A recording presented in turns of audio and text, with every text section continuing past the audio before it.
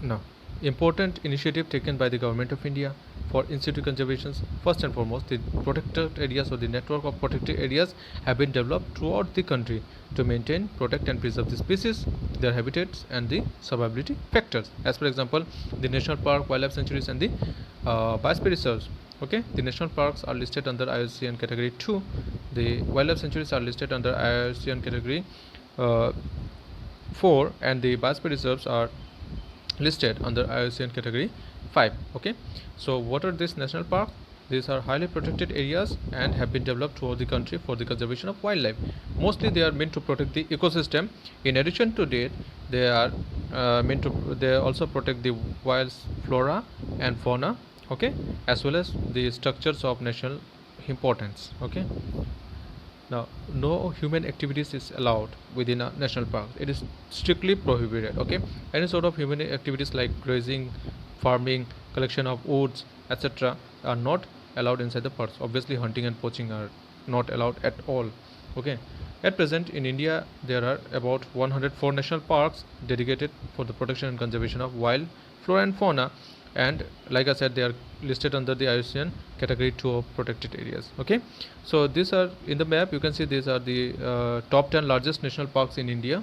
Okay, you can skip the you can pause the video and you quickly go through this map. Okay, and the top 10 categories are listed on the basis of the area. Okay, so these are the national parks of India, the location of each and every national parks. You can pause the video and you can have a look at it.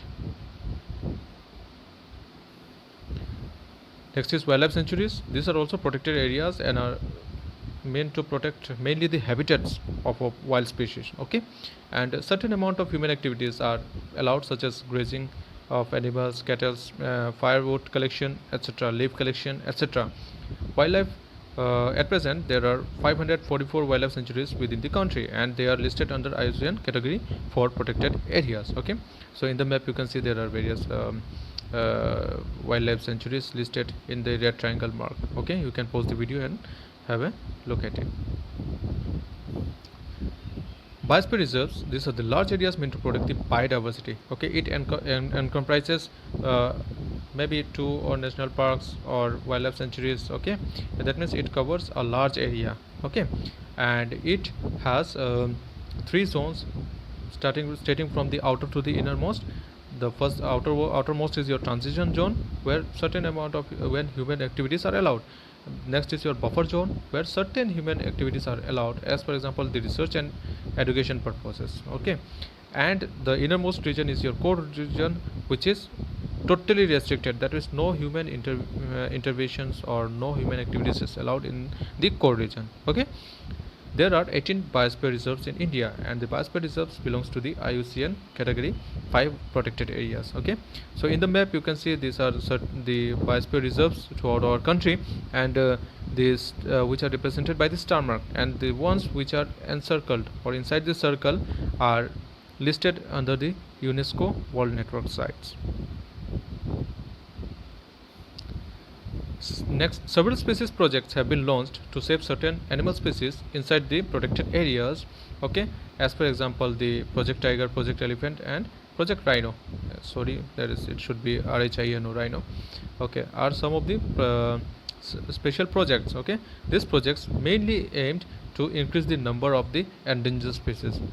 Okay, otherwise the species might have entered into the extinction category. Okay, so how the protection is done? First, by protecting from any poachers or illegal hunting activities, and conserving the natural habitats. Okay, then by captive breeding methods. Okay, so wildlife sanctuary, the differences between the wildlife sanctuary, national park, and biosphere reserves are listed here. Okay, in this particular slide you can pause the video and have a look at it. Okay, ex situ conservation implies the conservation of species of flora and fauna outside the natural habitat. Okay, this type of conservation aims in preservation and protection of species from getting threatened as a consequence of various natural and human interference. Mostly these species are nurtured, kept, and preserved in zoos, botanical gardens, seed banks, and gene banks. Okay. Preservation by technique of tissue culture and cryopreservation are nowadays a popular means of ex situ conservation.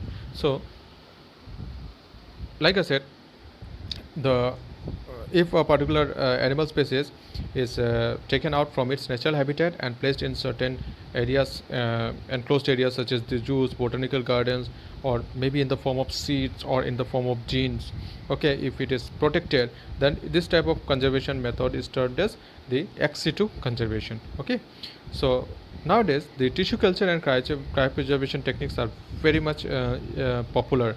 Okay, so tissue culture means a particular cell of a plant, okay, has the ability to grow into a fully developed plant, isn't it? This is known as totipotency, and by utilizing this quality of the plant, scientists go for tissue culture. Okay, that is, they take out particular cells of the plant, they grow it, they culture it, and then from that small plants arises, and within such small amount of time a large number of plants or a large number of that particular species can be cultivated, can be cultured. Okay, and cryopreservation simply means preserving a particular species or its cells or its genes, okay, in liquid nitrogen. Okay, here you can see in the lowermost left picture there is a liquid nitrogen tank in which the various contents are being preserved. Okay, the species are provided with adequate environment outside the natural environment.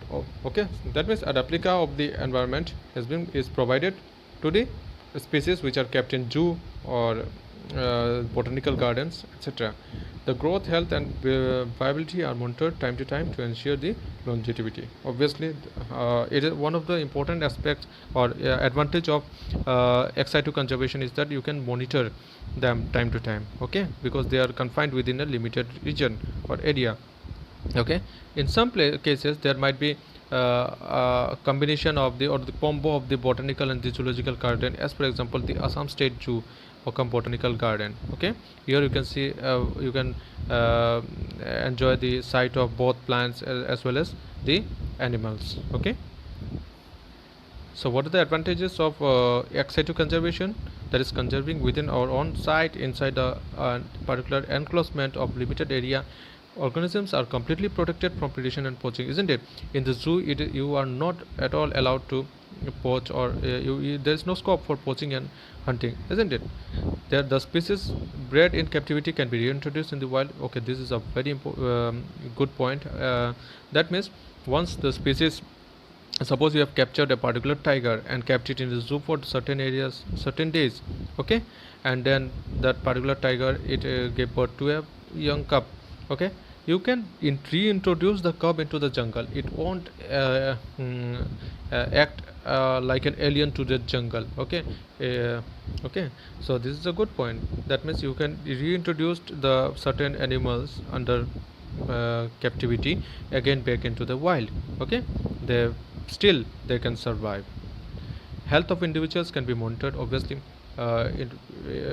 the particular animal species which are in captivity, if they are not feeling well, obviously they can be monitored. They are monitored time to time, and quickly they falls in our sight. Okay, on the contrary, in situ conservation, suppose a particular tiger or particular animal species, okay, is not feeling well, it might hide into the bushes, inside the bushes, so it is not it totally gets away from our sight, isn't it?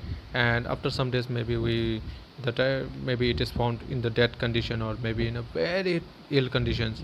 Okay, so in the ex situ conservation, this is a plus point, that at simultaneous check can be kept inside of the animals which are in captivity. Now, genetic diversity of the population can be measured. Obviously, the genetic diversity, okay, followed by the species diversity, and the ultimately the ecosystem diversity of the individuals can be measured in the ex situ conservation as well as in the in situ conservation.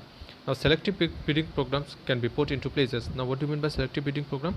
Suppose you can see in the picture there are tomato plants. Okay, so in the first generation there are 3 plants. One is short or dwarf, bearing big fruits, okay, large size fruits, and the second one is your tall, uh, bearing small amount of fruits but in huge number, okay, and the third one is dwarf, but dwarf as well as it is lacking good quality fruits.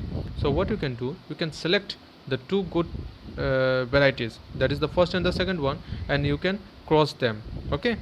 Then after crossing, performing the cross, or after making them, after breeding them, you can see in the second generation it yielded tall plants with large size, both large size and small size fruits, okay. And in the third generation you can see the plant is tall as well as it is bearing large amount of fruits. That means what, you are to select the best quality, best variety or best breed, and you need to perform a cross, okay, and that will result into a viable and vigorous offspring, okay. So this can be done in situ conservation, ex situ conservation, okay, and the good quality offspring can be produced and they can be reintroduced back into the wild, okay. Thereby the ability to adapt to different environmental conditions, natural environmental conditions as well as threats. Now modern reproductive technology can increase the chance of reproductive success, isn't it?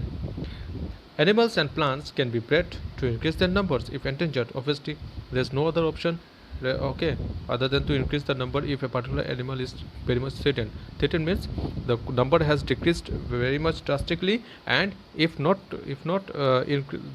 numbers are not increased, then they may go into extinction, okay.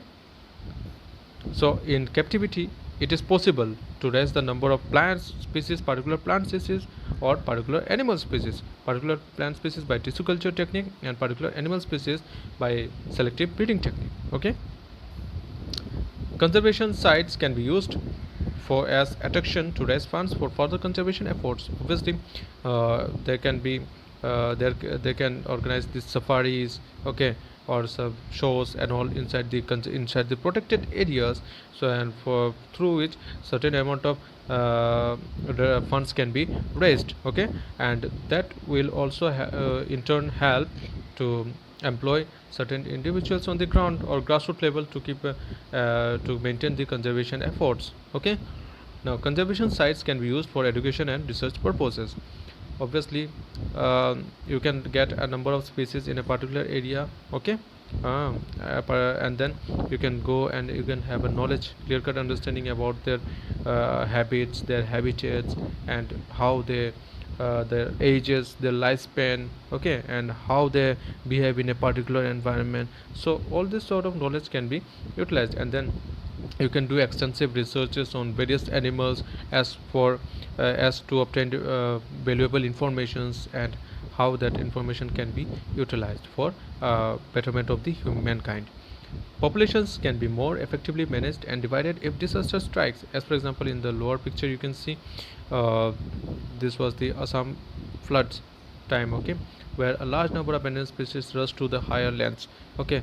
In the captivity, so under natural condition it is little bit difficult, okay, to maintain these animals, okay, because the animals are scattered here and there, so it's very much tough for monitoring all the animals, okay, and bringing them into a safety region.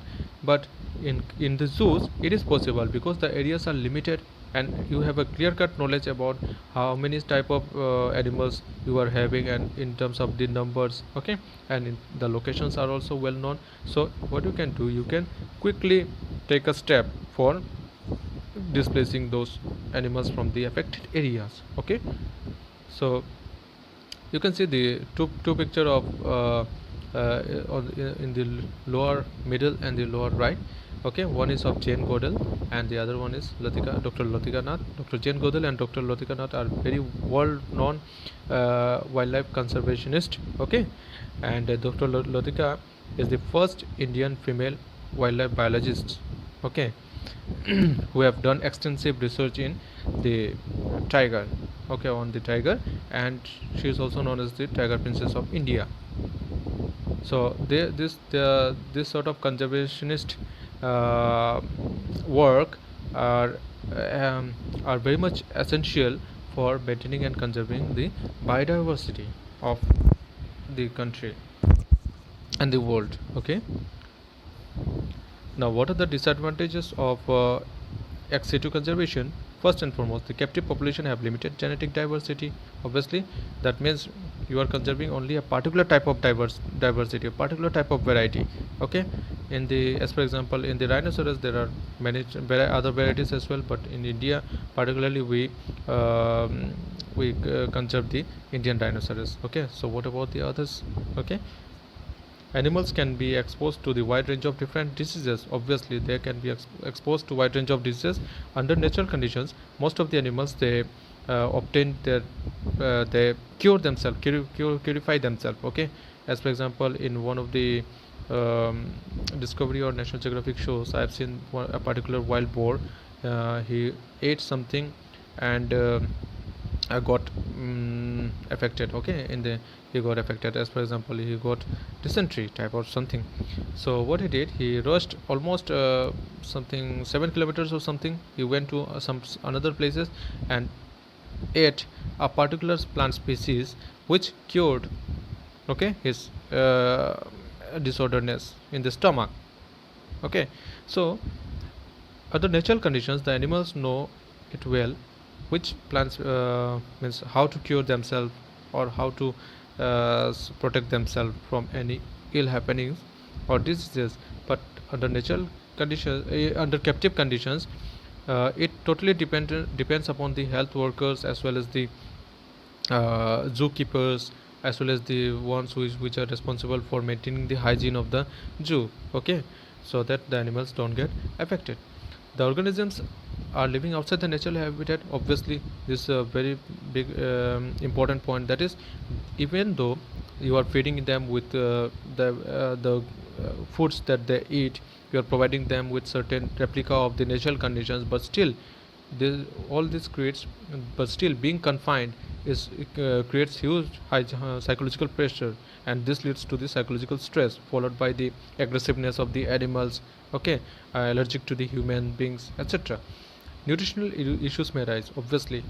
Okay, in some parts of the world, the zoo animals are not being provided with good amount of nutrition, or they are provided with certain amount of supplements, so that won't solve the purpose. And under natural conditions, the animals, they know how much to eat, where they would obtain the foods and the amount of labor. All these things they keep the animal body integrated, right? But the system, the working of the system in integrated mode. But in the captive condition, it totally depends upon the human beings or the zoo workers, how they are treating the animals, how they are feeding the animals. Okay, and how they are taking care of the animals. So obviously these sort of issues may arise. Now animals may not behave as normal in captivity. Like I said, most of the animals, they suffer from psychological stress, they become allergic to the human beings. Okay, they become unfriendly to the incoming animal species, etc. So correct survival environment conditions may be difficult to achieve, expensive to maintain. Obviously, for in order to maintaining a particular animal species, you need to first build a good infrastructure. You need to have good electricity connection. You need to have good water supply. You need to employ, okay, the workers. Okay, all these things are very much expensive in nature. Animals may not survive reintroduction into the wild. So if particular animals is kept for a long time in the zoo or in a particular enclosure, so it might lose the quality of wilderness in it, and then upon reintroduction into the wild, it may not be able to survive. Most of the time it may become easy prey for the predator. So there can be difficulties with acceptance by the existing wild members of the species. Obviously, as for example, in the second picture from the upper side, you can see the black bugs. Okay, there has been a report that the black bugs, they had a infight among them, and 5 or 7 black bugs were dead. Okay, so all this sort of events happens. Okay, so overall we can say it is very much difficult um, to maintain a perfect natural conditions okay, and obviously it is cost and costly measure. Importance initiatives taken by the government of India, as the Madras Crocodile Bank Trust. Obviously, the name applies the uh, conservation of the crocodile only, but no, it is related to the conservation of herpetology. Okay, that means reptiles. Okay, so in the Madras Crocodile Bank Trust, you can see it is located in Mahabalipuram, okay, in Tamil Nadu. Here you can see there are a number of reptiles in the form of alligator, turtle, crocodiles, okay, gharials, tortoises, various type of tortoises, Komodo dragons, various type of snakes, and the iguana. Okay, all these are conserved, and captive breeding method is observed in that center. The pygmy hawk conservation program for saving the pygmy hawk, okay, uh, is a program which is a joint initiative by the government and international groups, which ensures successful captive breeding of pygmy hawks and their release in the wild. Okay, there is also captive breeding center of rhinoceros in Assam, where successful attempts have been made in breeding and then sending them into the wild. Okay, here you can see the rhinoceros. The Assam State Zoo Cum Botanical Garden, they have their own captive breeding center for rhinoceros. Okay, and you can see the rhinoceros along with its cub, and many cubs feeding on the leaves. Institutions like the National Bureau of Plant Genetic Resources and Animal Resources are working at genetic level for the conservation of resources. Okay, that means by conserving the genes of those particular species, the the various information relating to the genetic makeup of the particular species, we can have a clear-cut understanding of the species and the category to which it belongs to. Okay, so here you can see there's in the first picture there it is a picture of the National Bureau of Plant Genetic Resources Center located in New Delhi, the logo below with it, and the plant material which are conserved. Okay, and the second one you can see it is the National Bureau of Animal Genetic Resources, which is located in Karnal, Haryana, and the logo along underneath it. Okay, so these two institutions, they aim in preserving a particular plant species in the genetic level. Okay, in the form of like cells, I said, like living cells, as well as in the form of the various type of grains they are being stored. Okay, one Mahotsava or one these are two terms, one Mahotsav and one Mahotsava, in Hindi and Sanskrit respectively. This means the forest festival. This is an annual 1 week plantation festival to spread awareness of forest conservation and to save the environment. Okay, and it is celebrated in the first week of July. So these are certain initiatives which are taken by the government, okay, to yeah, for the ex situ conservation. Biodiversity conservation challenges. So the immediate threats for biodiversity conservation challenges includes the degradation and loss of habitat, climate change, pollution, logging and poaching invasive species, disease, loss of plant pollinators, and many more. Okay, so these are the immediate threats, okay, which are hampering the biodiversity conservation. Okay, obviously we know the degradation and loss of habitat in terms of the ex situ conservation measures. You can see the natural habitats are being destroyed. Okay, and it is very much difficult to keep a check, okay, of a particular corner of a large area, okay, where this sort of activities are taking place. Then obviously degradation of habitat leads to the deforestation leads to the degradation of habitat, followed by the climatic change, followed by pollutions. Pollutions in every form is very much harmful for the growth and sustenance of living organisms. Okay, and logging and poaching is there. Obviously we know the tree is a home for a number of species, okay, wild species. Okay, so if you go for logging purposes, obviously you are destroying a habitat of a particular dwelling species. Okay, Poaching, that is illegal hunting or hunting for any commercial greed purposes. Okay, so these are also threats to biodiversity conservation. Invasive species, obviously the exotic species, they are very much harmful for the native invasive species we have seen in our earlier video lectures. Then diseases, certain various amount of diseases in the form of epidemics or in the form of infections are affect the animals living in particular area. Not only animals, the plants are also prone to the attack of various sort of diseases. Okay, loss of plant pollinators.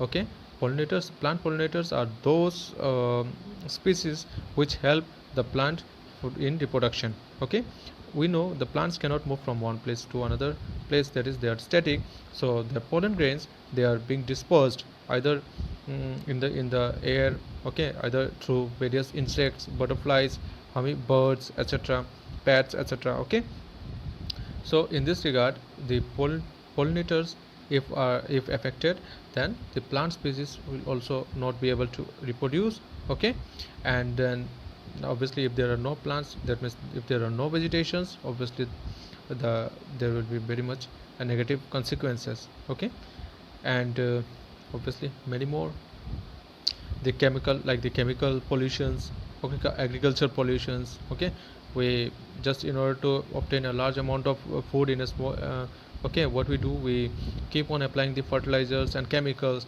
All these are washed away later on.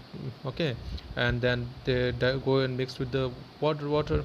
Okay, in the river bodies, and then the fish are affected, and the fish, when consumed by the human beings, are affected. We are in turn get affected. So all these are interlinked. The pollutions are interlinked. Various pollutions are interlinked, and then it affects the entire ecosystem and ultimately the environment. Okay,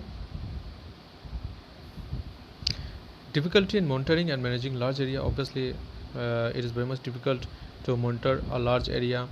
Okay, lack of knowledge and data about a species ecology niche and its ecosystem. So suppose you don't have knowledge about a particular plant species, whether it belongs to a medicinal category or not, or whether it is useful in for some reasons or not. Sorry. So what you will do, suppose you are to construct a playground. Okay, or a house, you have to construct a house or a playground. What will you do? First you will clear all the land area. Here in the land, a particular amount of on the land, in a particular amount of important species might be there. Okay, but if you don't have proper knowledge about those species, obviously you will devastate it, you will destroy the species, isn't it? So this is one of the factor, that lack of knowledge and data about a particular species, the ecology, that is the relationship between that species along with the environment, the niche, that is the functional role which the environment plays in its ecosystem, and it's obviously the ecosystem. Okay, that is the favorable, what are the favorable parameters which are required for the growth and sustenance of a particular species. Obviously will be contributing indirectly to the loss of biodiversity. That implementation of laws at the grassroots level is very much essential. Okay, if we keep on formulating laws and it is not being implemented in the grassroots level, obviously there will be a harm. Okay, there will be a chaos, so as to say. And not only implementation of laws, rather implementation of the ideas. That means suppose suppose a particular company has prepared its mind to construct a dam in a particular area, or to mine out some useful materials from the earth, then the particular company should deal with the conservationist, the environmentalist, okay, and the various scientists, okay, working to conserve the biodiversity. Okay, before getting into action, before going for construction of the dams or mining works. Okay, because who knows, might be that particular region be useful or important. Okay, in having huge amount of diversity and maintaining the ecological balance in the environment, might be that is an important factor. The region might be an important factor.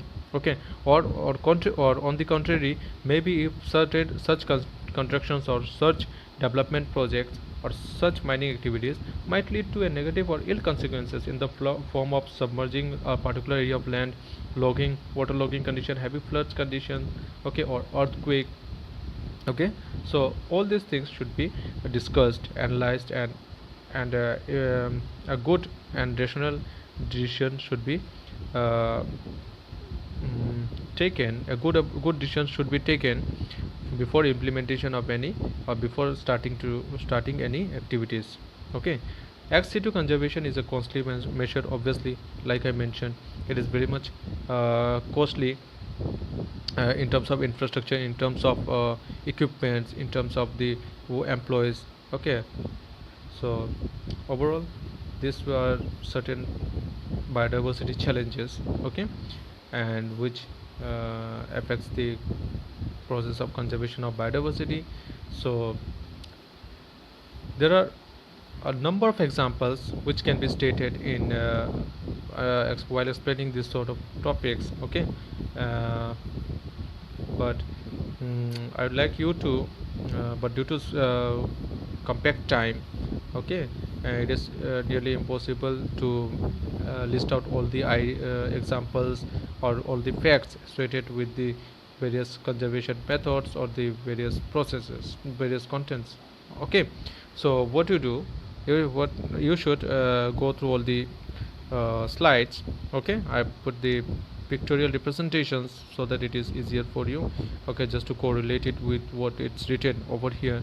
And then meanwhile, you should check it out, check all the facts, and have some elaborated study in the Google, by using the reference of Google or some notable books. Okay, so that it is clear for you to understand all these topics. Maybe some more examples will help you, okay, to have a clear cut concept of these topics, the various related contents. Okay, so this was all for the unit 3, and in case you find any difficulties, do let me know in my WhatsApp number. Okay, so that's all for today. In the upcoming video lecture, we shall be uh, studying about the next unit. Okay, so well, that's all for today. Thank you very much.